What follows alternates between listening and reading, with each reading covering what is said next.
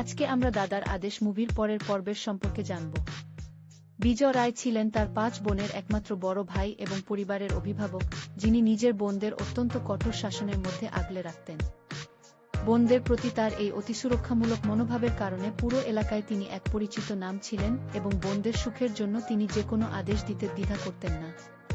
কিন্তু তাদের পারিবারিক শান্তি বিঘ্নিত হয় যখন তাদের বাবা কৃষ্ণকান্ত রায়, যিনি বহু বছর আগে পরিবার ত্যাগ করেছিলেন, আবার ফিরে আসেন। বিজয়ের সাথে তার বাবার এই পুরনো শত্রুতা এবং ভুল বোঝাবুঝি গল্পে এক নতুন মোড় এনে দেয়। এরই মধ্যে রাজ চৌধুরী নামের এক যুবকের সাথে বিজয়ের এক বোনের প্রেম ও পরবর্তীতে বিয়ে হলে দুই পরিবারের মধ্যে চরম সংঘাতের সৃষ্টি হয়। এলাকার কুখ্যাত মাফিয়া লিডার কালী এবং তার ভাই মুন্না এই পারিবারিক সুযোগ নিয়ে বিজয়কে ধ্বংস করার চক্রান্ত শুরু করে, যার ফলে বিজয়কে নিজের বোনদের রক্ষা করতে এক রক্তক্ষয়ী যুদ্ধে নামতে হয়।